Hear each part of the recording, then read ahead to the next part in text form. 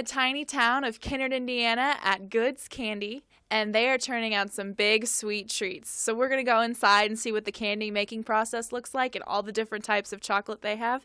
And then we're going to head over to Fortville, Indiana and go to Sunrise Bakery and try some of their delicious donuts. We are out and about today. My name is Annalie Woody, so let's head on inside.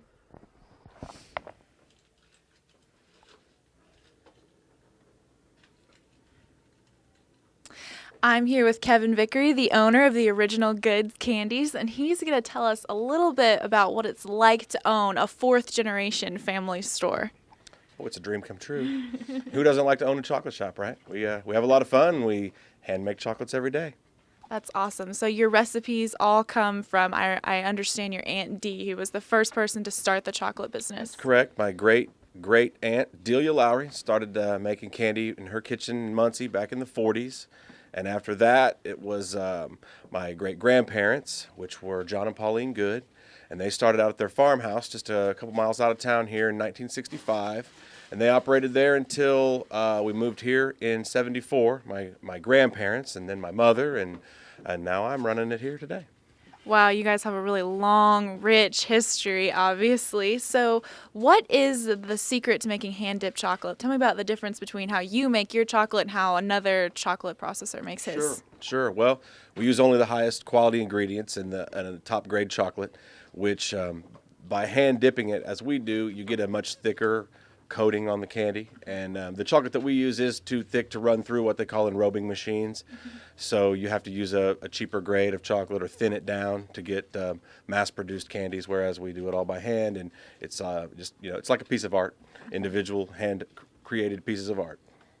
So was it always expected that you would take over the chocolate business, or did you think you were going to go into something else before this? Well, I did study other things. I went to college, studied broadcasting, but I have been here for on and off my whole life. I was pretty much raised like a kid in the candy store, and even though I did have some time away doing other things out of college, I came back and took over for my mother, and been running it full time since she passed away in 2007. But I've been back here full time when she was still working in 2000s when I came back, and been here all the time since then.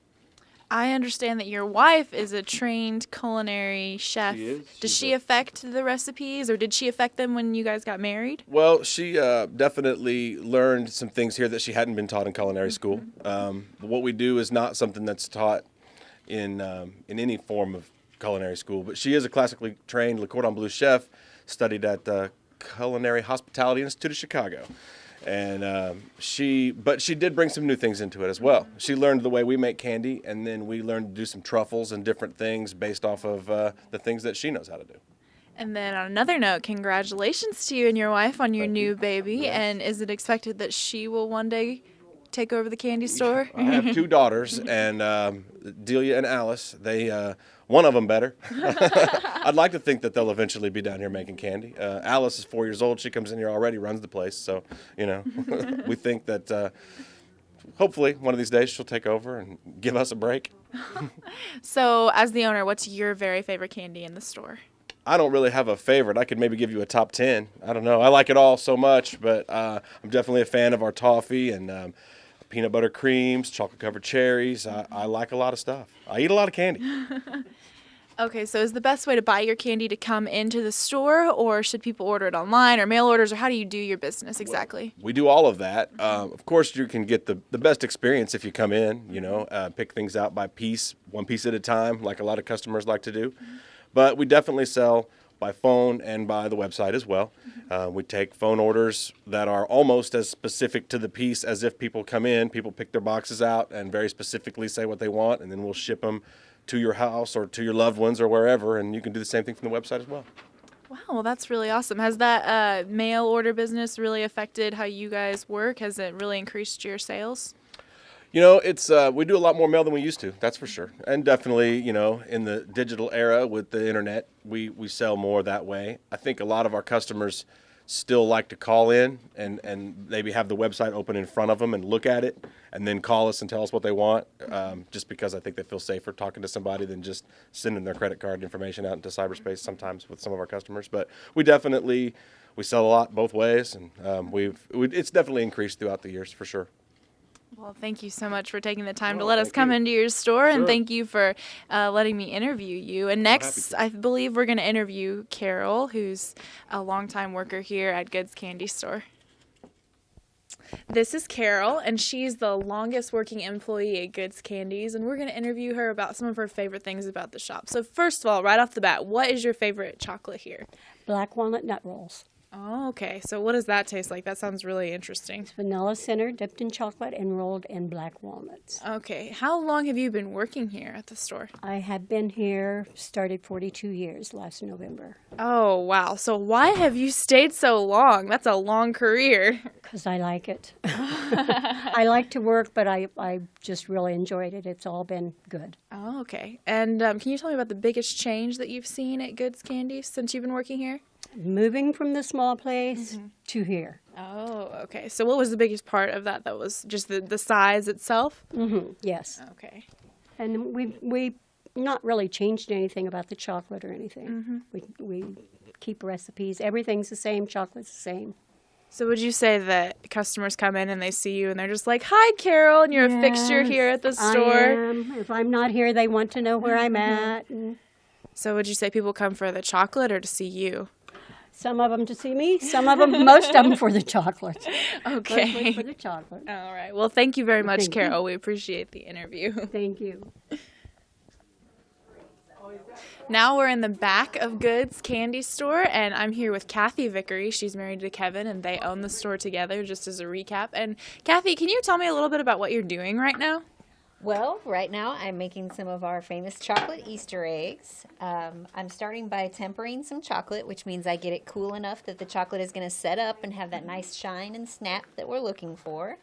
In the few days prior to this, I've made the chocolate Easter egg shells. So this is actually two different halves that we've made a couple of days ago, and we're going to put candy inside of them. This one's got 16 pieces of candy inside. And then we make kind of a chocolate seam to hold those two sides together. And now once my chocolate is tempered, I'm going to put chocolate all over the outside of it to kind of hide that seam. And then I'm going to texture the entire outside to make it look nice and pretty and finished. So is this an original recipe that you guys have been doing since Kevin's great-grandparents owned the store? They have been doing them that long, yeah.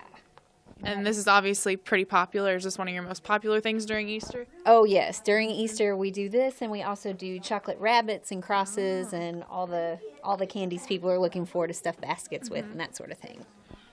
So what exactly? How long does it take to finish a batch of Easter eggs like this? Well, what I've got out today, I will get done before I leave this afternoon. We do it in phases. We will make shells for a couple of days, and I can fill a round of shells in maybe about 20 minutes or so, and then they have to go into the freezer and cool all the way. That usually takes about a half an hour or so, and then once I have a lot of shells built up, we go ahead and fill and do this phase here for another few days. Okay, so you're doing an egg toss right now. Is that what's happening? Yeah, and this egg usually weighs about 2 pounds once it's full, so it helps get your biceps strong too. So is this process something that you learned in culinary school? Because I know that you were classically trained before you came here. I was, but I actually did not learn how to do this at school. This was taught to me by his mother. Oh, okay. And so can you tell me a little bit more about kind of the equipment that you have here? Because I've noticed that you have a lot of different things that you use to make the chocolate. Is this original to the store also, or is this something you've added as time went on? Certain things they've had the entire time. Like these pans are warmed from underneath to keep the chocolate from, getting cold and setting up while it's inside the pan. And those have been here since the beginning of the store. But the big chocolate melters that are on either end, those hold about 250 pounds of chocolate, and they simply did not exist when they opened the store. So those are kind of newer pieces of technology. But like the marble slabs have been here since his great-grandparents. Wow. So obviously the store has a lot of history. Yes. And you've been here for a really long time. So can you tell me kind of the pros and cons of your location here in the tiny town of Kennard, Indiana? Well, the pros, like you said, we've been here for a long time. So since we do very little advertising, we're pretty much just spread by word of mouth. And so a lot of our customer base has been coming here since it was owned by his great-grandparents. So it's nice that we're still in the same place that they're used to seeing us. They can come to the same location and even see a lot of the same people working in that. The cons would be, since we are in such a small town, we don't get a great amount of foot traffic. Like if we were located in a mall or something like that, there would be a certain amount of just customer base walking around, but in this tiny town, we really don't get that. Yeah. So that'd be kind of the con. So you've always had kind of the same seasons, haven't you? Because Yeah, the yeah. store opens and closes at certain times during the year. We open October 1st, and we close the day before Mother's Day, which is always the second weekend in May. We close in the summertime because we don't put any paraffin or anything in our chocolate to make it hold up in the heat. So it's very difficult to make it in the summertime, and even if we could make it, by the time you took it outside, it would just kind of disintegrate. Gotcha. Okay. That's interesting. So what do you do during those summer months? Do you just make improvements on the store? We Or do you spend do. time with the kids at home? Exactly, yes. My husband and I have 2 small children, and so we spend a lot of time with them, and we do work 7 days a week when we are open, and so we kind of take that time to catch up on life, basically. Oh, okay. Well, thank you very much, Kathy, for sharing a thank little you. bit more about the candy making process, and congratulations on the new baby. thank you That's so much. very exciting. Do you think she's going to grow up to be a big part of the chocolate business too? We can only hope so. We need another generation, so. Now we're back with Kevin in the cooking room, and he's showing us how to make caramel corn, correct? Right. All right, so can you tell me a little bit about the process and what you're stirring right now? Sure. So far, I've got some sugar and syrup and water that I've cooked down here and butter. It's been cooking for maybe 20 minutes or so. It's all about ready to happen. We're just going to add a little soda and salt here. Once it's to the right color, it'll rise up. We'll add the corn, stir it all in. I'll pour it on the old slab there. Okay. And that's how we make our caramel corn here, the old-fashioned way, using locally grown popcorn from Hancock County. Wow. All right. So Kathy told me a little bit about the equipment she was using out there, but you have some different things here that you use for the creams, I understand. So how old is that? Is that original to the building? Some of these candy mixers or cream beaters, as they're known in the industry, have come back from the old Lowry's building in Muncie all the way from the 40s. I mentioned earlier that my great aunt Delia Lowry started Lowry's out of her basement and used those 2 old machines there. And then we've refurbed this one over the years. It's basically a new machine replicated after the old ones. And this old kettle that I'm stirring right now is probably at least 50 years old, as is the marble slab that I'm about to pour this on. The scales behind you is probably 100 years old. I'm going to turn the fire off of that. Throw in a little baking soda and salt. Let it rise up.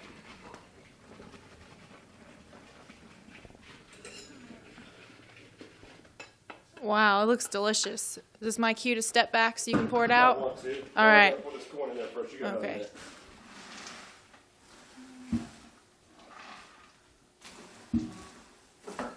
And we just mix the caramel in on the corn until it's all nice and coated.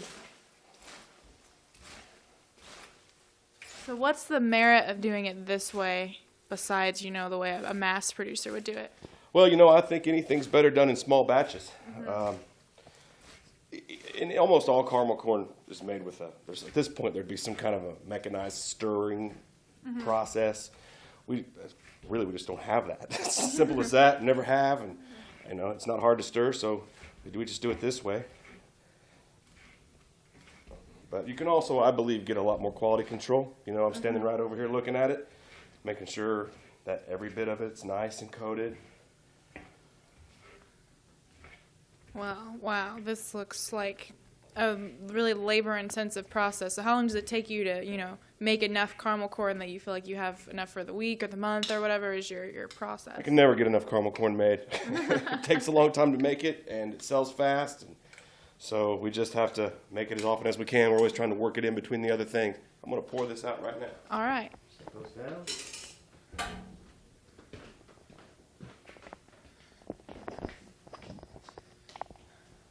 So now you're going to work the caramel corn. What exactly does that mean?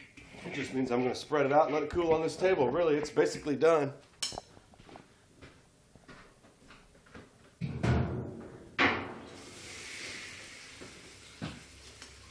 You were explaining to me earlier how caramel corn is better hot than cold. Definitely. So. Well, you don't want to go too hot, but warm is the best way.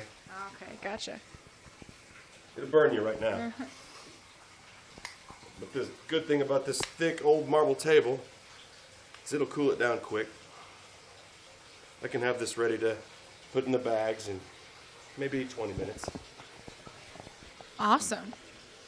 Well, thank you for showing us the process, and thank hopefully you. we'll get to try a little bit after you're done, after it Absolutely. cools down. Thank you for joining us at Goods Candies here in Kennard, Indiana. But don't leave yet, because next we're going to head over to Fortville and visit the Sunrise Bakery and try another kind of tasty treat. But we've been out and about today, so thanks for coming with us.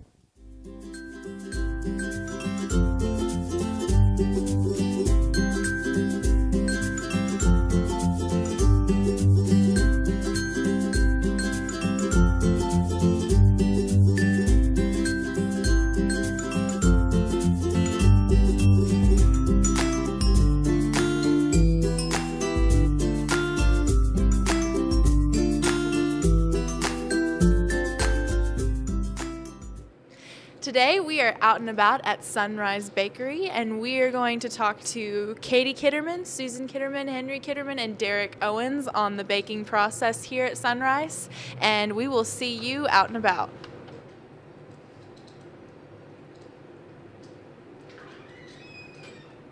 Hello, my name is Annalie Woody, and today we're out and about in the town of Fortville, Indiana at the Sunrise Bakery, and we're going to learn about the delicious treats that they're creating here. I'm here with the family that owns the Sunrise Bakery, so can you tell me a little bit about how you got into the donut business? Well, actually, we've been frequenting this bakery since our children were little, and friends of ours owned it, and they put it up for sale one day. And my daughter and her boyfriend were wanting to operate a food truck. And we saw this business and we just thought, oh my gosh, this would be perfect. And so without further ado, we just bought the business. So you took over an existing bakery. Can you Yes. talk a little bit about how you kind of expanded it and put your own twist on it?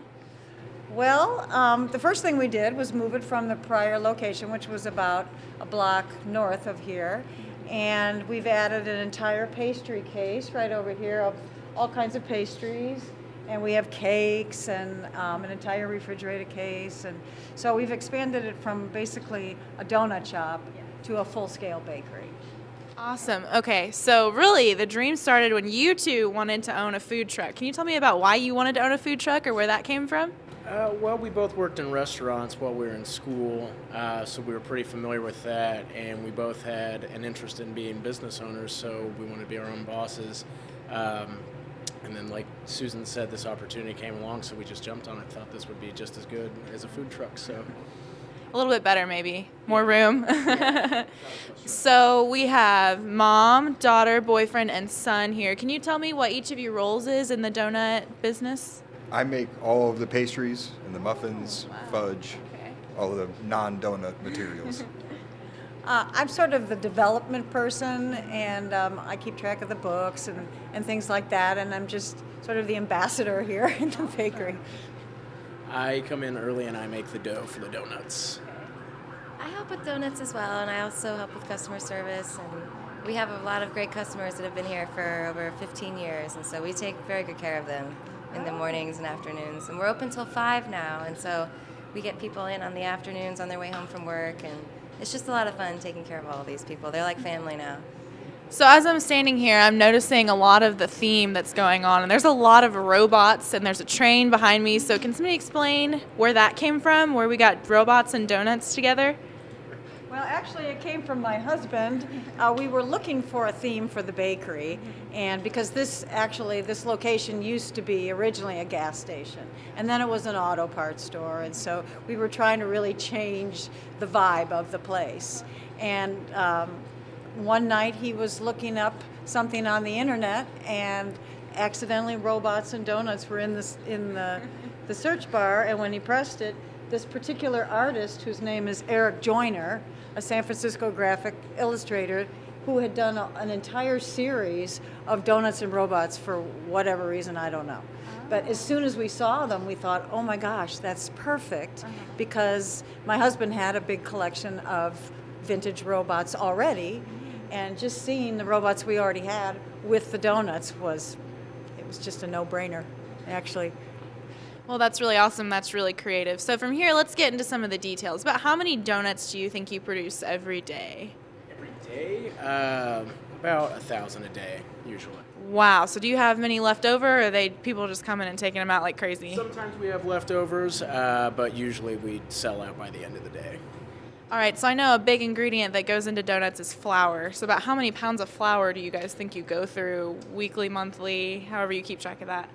Weekly, probably 100 to 150 pounds of flour, so probably about 500 pounds a month, I'd say. That's a lot of flour. Oh my goodness. All right. So what would you say your customers are coming here most for? The donuts or the chocolate eclairs, fudge I was hearing about from over here? I'd say it's an even mix of both.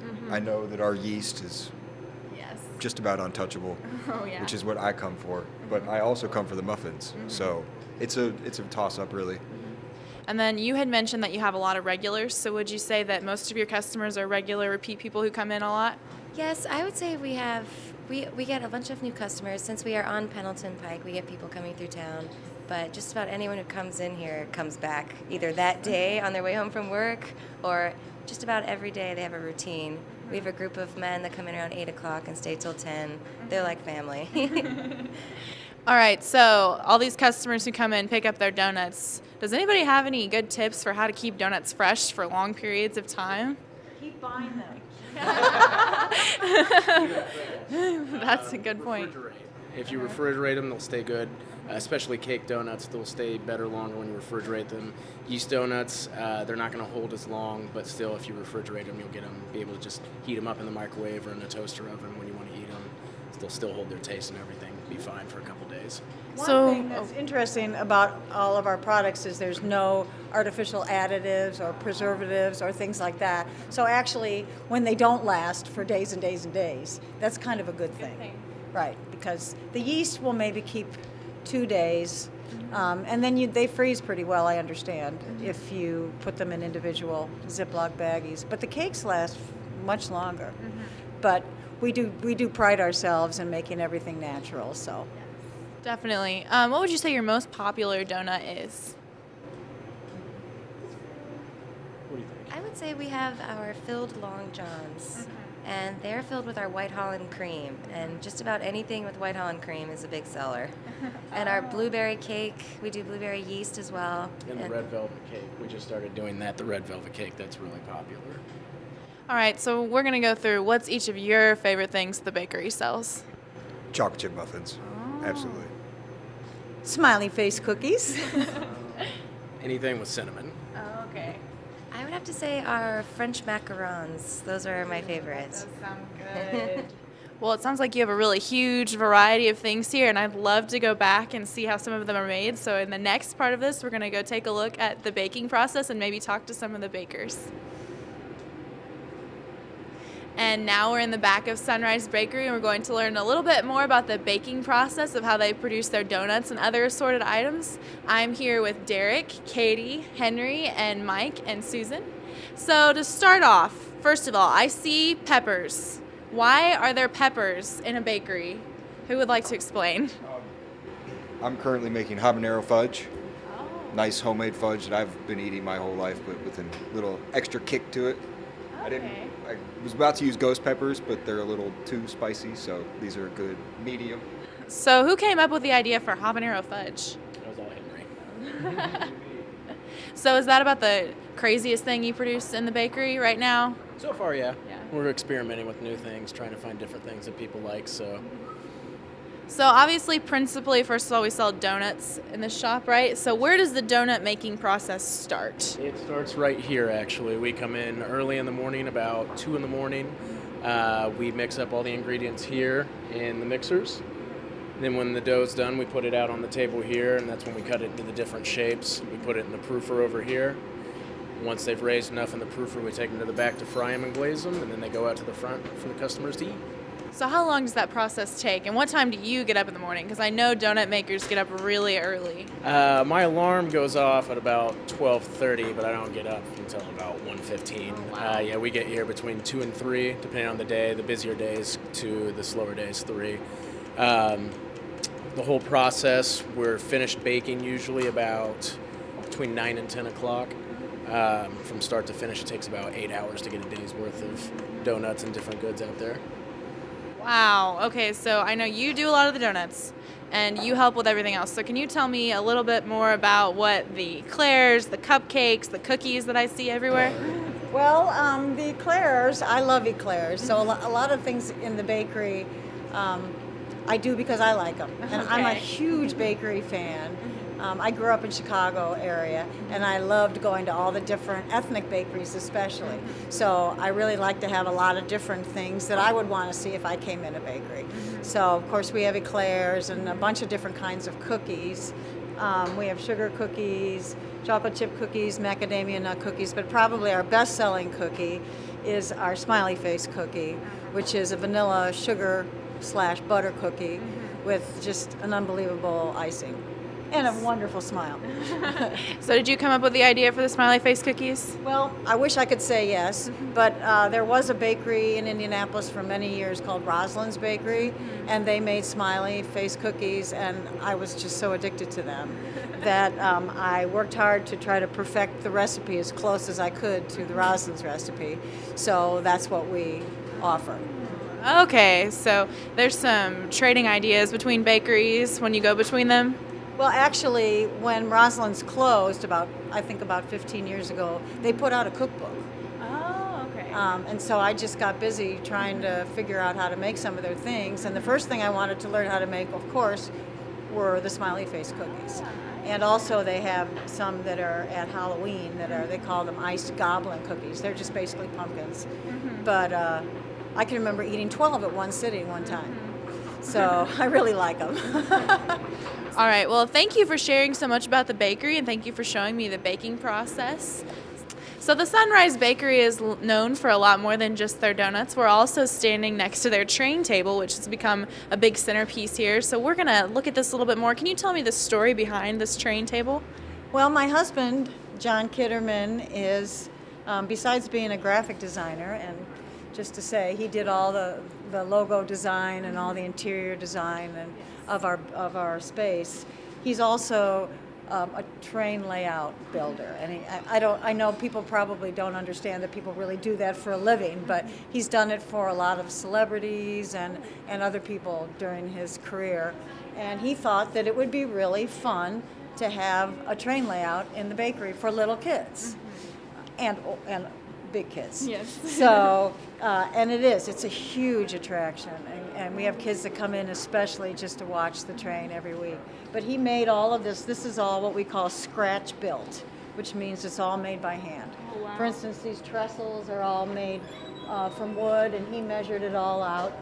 And it's all wood, and the table is all made by him as well. And everything is all him. And then these buildings are vintage tin type from the 30s. Oh, wow. And the trains are reissues of Lionel trains from the 30s. We thought it'd be better to have new trains that would actually run consistently. So they do. And he came up with this fantastical design where this building over here is where the donuts are produced. And then the train takes them over to the rocket ship, which then takes them to the moon. Oh. Because as you know, there are no donuts on the moon. And kids go, oh yeah, you're right. That is so creative. Your husband obviously has done a lot for the store. And another thing I've noticed is your Fortville sign over here. It looks Yes. very, very vintage. Can you tell me the history behind that? Well, that is the actual sign that was on the Fortville train station that was here on Main Street for years and years and years. And a friend of ours and his father made off with it right before before the train station was torn down, and it had been sitting in his barn for about 50 years. And he thought, wouldn't that be fun to put in the bakery? So he offered it to us, and so it's here on loan. And I love it because it's a real part of Fortville history. Definitely. So when you come in, make sure to take a look at the train table and really closely look at that sign. Absolutely. And so I love how your bakery really combines a lot of history here. It's a really neat idea, and it brings more to it. It's really got a lot of dimension. And another thing that I was told to mention, because I've heard some good things about your coffee. Can you tell me a little bit about that? Well, we're kind of known for our coffee. Sometimes people will just come in for the coffee, and it's roasted for us specially twice a week. With a small roaster that lives in Anderson, and then she brings it to us, and we can order whatever flavor we like. But I have to say that the store favorite is a kind of coffee called Jazzy Java. Everybody loves that, and it's kind of a mix of hazelnut and vanilla, but it's pretty mild. And then we feature other dark roasts, and then we have a really good decaf as well. That's really interesting. So thank you for sharing a little bit more about the store and the decor here. And definitely shout out to your husband, because this place looks gorgeous. Yes, I agree. And we've just started recently doing church orders. Oh, wow. And also catering. We do a lot of catering for businesses and so forth. So we're all set up for that. Is there a way people can reach you to do that if they want to get in contact with you for catering? Sure. They can just call us at 485-7574, or they can find us on Facebook or on our website. If they can't find us there, I don't know. Well, we've had a wonderful time here at the Sunrise Bakery in Fortville, Indiana. Make sure you stop in and check out some of their wonderful creations, whether it's donuts or coffee. And we'll see you next time out and about.